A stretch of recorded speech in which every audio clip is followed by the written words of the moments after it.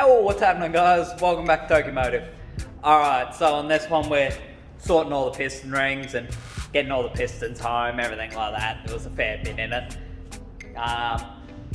This video was meant to be one and then got turned into two parts just because it went way too long once I edited it up.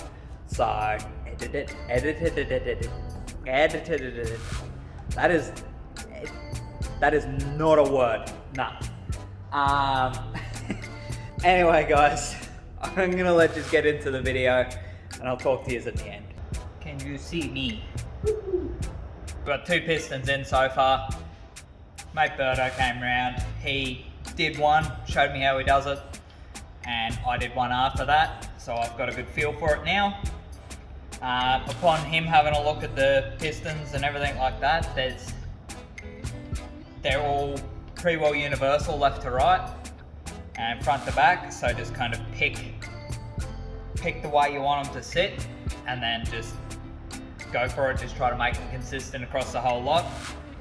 I'm going to go with what that workshop manual said though, putting the little press number towards the front of the motor and send them in that way. For your oil ring, it's in three separate parts. You got these two, which are your oil rings, and then you got your separator ring, which is a little corrugated fucker. And you'll see it's got a little, I don't know how well you'll see, hopefully. It's got little ridges. It's got little ridges on the inside, like the piston side of the ring. So you put this in first, then these. Otherwise you're gonna have a prick of a time because it's thicker at the back to kind of house these ones.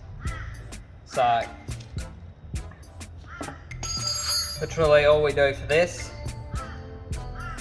is just start with your oil ring, obviously. It's the lowest one. Literally just run it around. There's a chance you can overlap them. Make sure you don't do that. Just have them butted up against each other nicely, like that, within the ringland, and you'll be all good, happy days.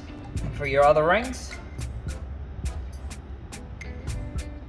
now I'm right-handed, so I'll go like that, pop him underneath the bottom of that oil ring, that separator ring, and just run it around with my thumb. Just like that. Nice and easy. And I'll do the exact same thing for the top oil ring. Place it in. I'll start it off a little bit off center to the other one, just to help keep the gaps in a separate spot. Give your ring a bit of a twist. Make sure it's all moving freely and nothing's binding up. This one's not a big stress, but as you can see, I got a little gap on that side, and then I've got the other little gap there. And that's it, that's your oil ring in. Simple as that. Big thing he was telling me, don't overthink it. Basically an entirely stock rebuild, so nothing is a huge stress. Everything pretty much just goes together. Rings will be numbered in the box. This is second, so it's second up. Now, for this is your scraper ring. You won't be able to see it, but it's got a slightly tapered edge on it. It's set up so that on the way up, it paints the bore with oil, and on the way down, it scrapes it back down, gets rid of all the old hot oil out into the sun. And it's got a little N on the top, a little printed N on it, that goes to the top of the ring. So again, put that against there, put your ring down, push him into his home nicely, full way in, and then just run him around, just like that. Run your thumb around him, and in she goes. You do the same with your compression ring, which also has a little N to mark what the top is. Get it, set it on top of your piston, push him home, and then just run your thumb around. And what you do for your ring gaps, 180. Just slide that, make sure your compression ring and your scraper ring are 180. That gives it the best chance of them not lining up and causing that. Cause if you've ever pulled a motor down, occasionally you'll see a line just going up and down the bore. And usually motors like that have bad blow-by.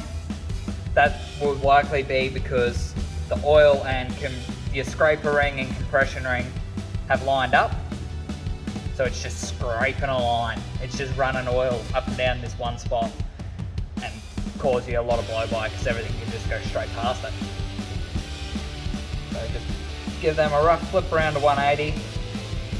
I'm trying to put them staggered so they're crossways across the piston, but it's not a big stress. Workshop manual saying just don't put them on the driving face of the piston. So I think just side by side, something like that is good enough. For lubing your piston up, literally it's just cover her in assembly lube. All you gotta do.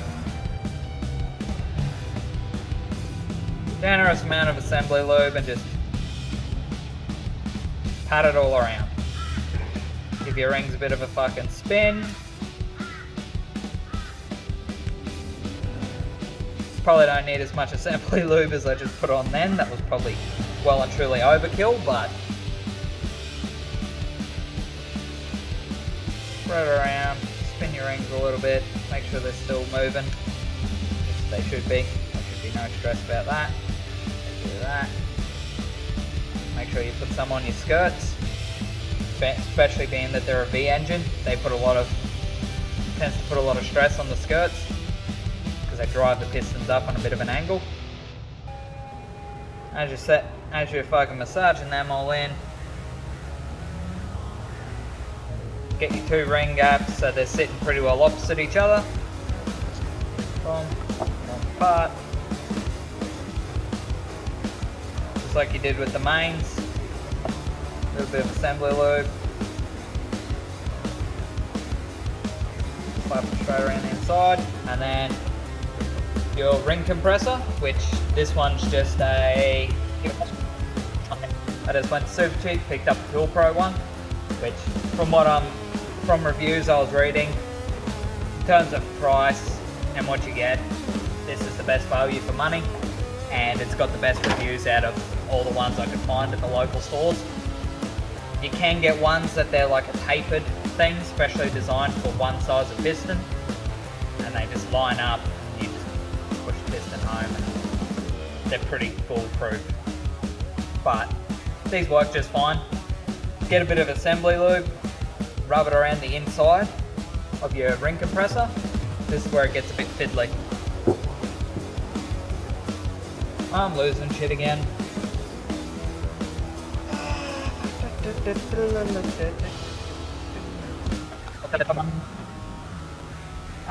dropped that on the floor. So basically it's just a little ratcheting setup.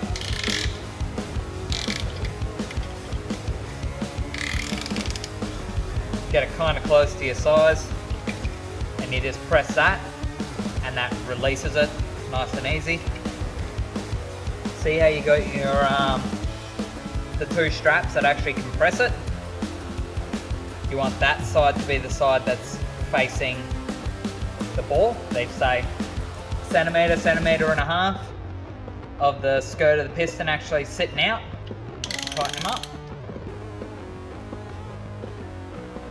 I'm finding it helps to brace it against my leg.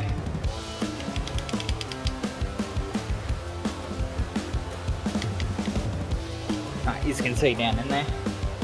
Alright, so what I'm going to do here is line up that bearing journal down there so it's sitting as low as it can go, as far away from this piston, so that when I knock it home, I've got plenty of wiggle room and space to actually line it up in the bottom once it's in. It's parallel, that sits in line with where the con rod's got to sit on the crank, just roughly.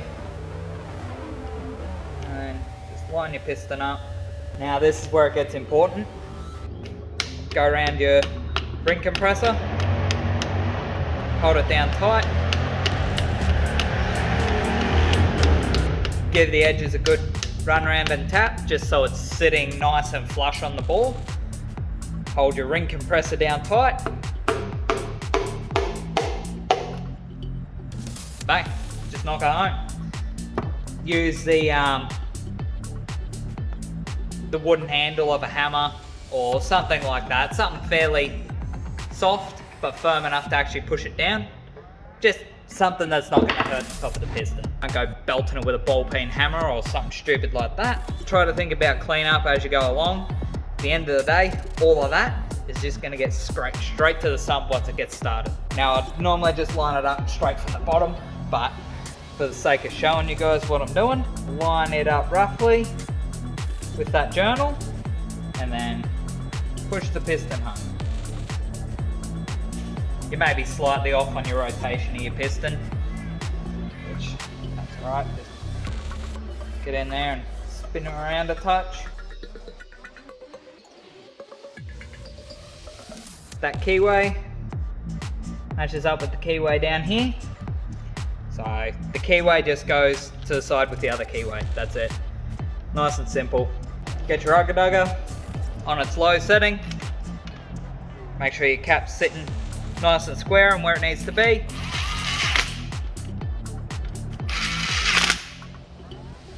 Done. Simple as that. And then once I'm just going to put them all in, get them all home, get them all set up, and then I'll go through and I'll torque all this back part because I've already done these two, and I'll just torque them all up in one hit.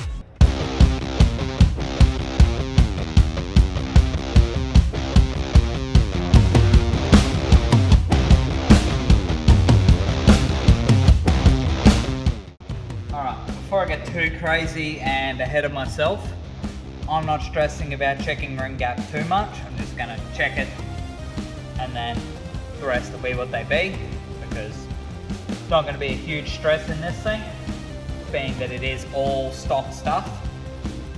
I'm not too worried, but what we'll do is you need a piston that's already got a ring in it, so I'll just bang a compression ring in this one for now, like so, and then grab one of your other rings, usually matched to whatever cylinder you're putting it in.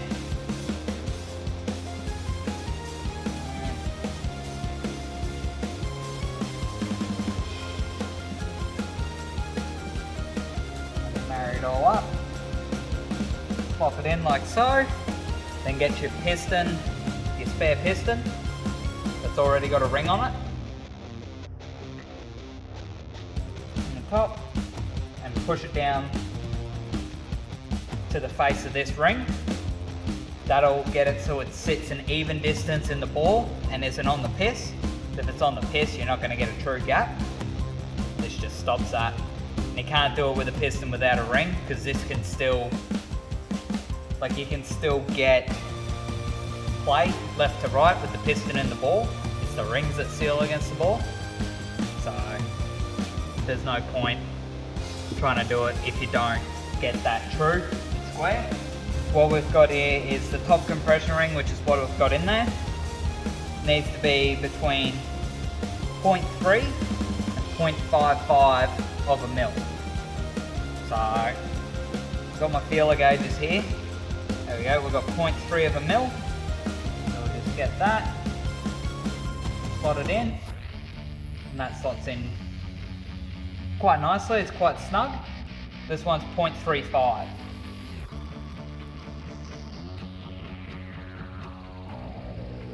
Which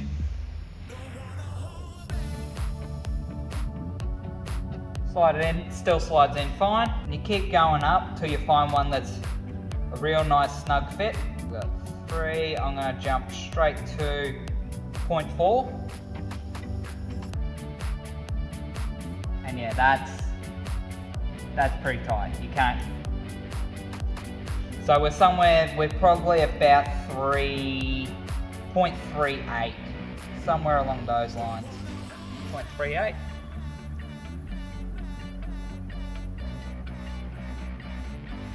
That's pretty nice, even bite all the way through. So it's not the widest they go, but it's all within spec, which is about what I expected for stock rings. Quick show of the scraper ring, and then we're just gonna go hard and send it back together. What it wants is between 0.76 and 1 mil gap. So, oh, my 1 mil's right there. We'll see whether that fits. That doesn't fit. Try 0.85. Oh, not 0.85. 0.75, which is about what it should be. And yeah, you can still get it in, so that'll be fine. These rings seem to be on the smaller end of the tolerance, but it's not a high-strung engine. If you were really pushing it, you might want to gap these, but for this application, it's not going to hurt it. I'm going to piece them all together, go ham, put it all together. I'll get back to you when we're talking down the rod caps.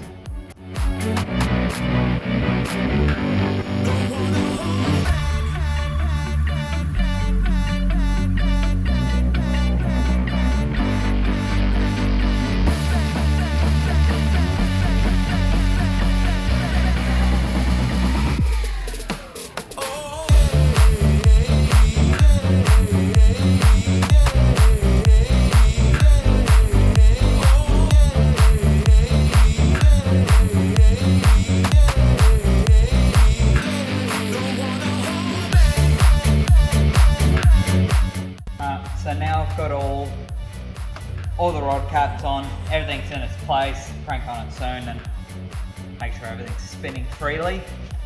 But for now, we'll torque down these rod caps, your rod bolts.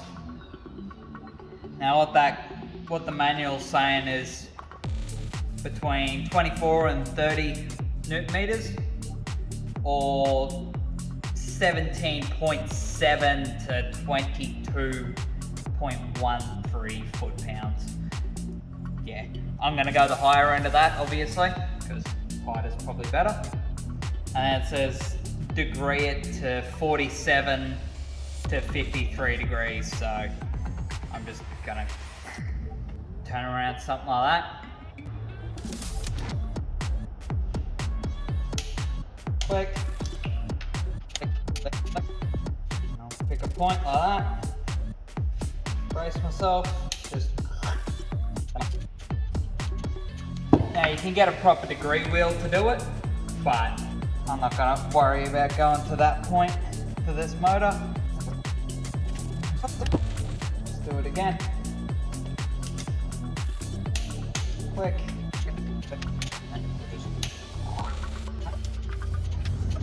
Rods, mains, pistons, all that in. Give it all a good turnover by hand. Feels nice, consistent, there's no grabby spots whatsoever, you can't hear anything sort of grinding, or just turn it. If it all feels smooth, all feels consistent while you've got the heads off, then all sweet, happy days.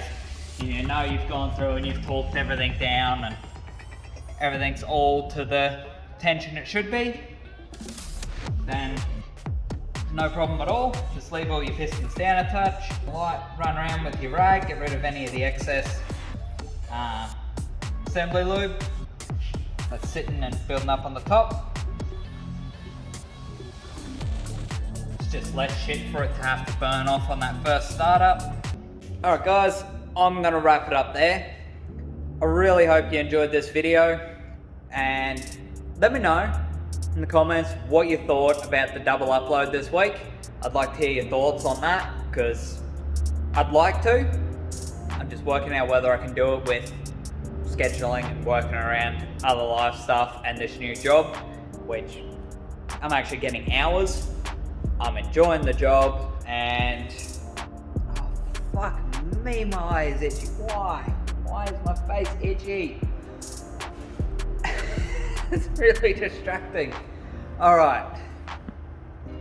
But yeah, it's going really good, and I'm actually back at gym properly, so I'm feeling a lot better. I didn't realise how run down night shift was leaving me, so I don't know. Things are feeling pretty good. So, anyways, like, comment, subscribe, all that good stuff. Hit that notification bell if you want to be notified when a new video's up. And if you're new to the channel and this is your first video, second video, whatever, big welcome, big thank you, and yeah, I'll see you guys next week.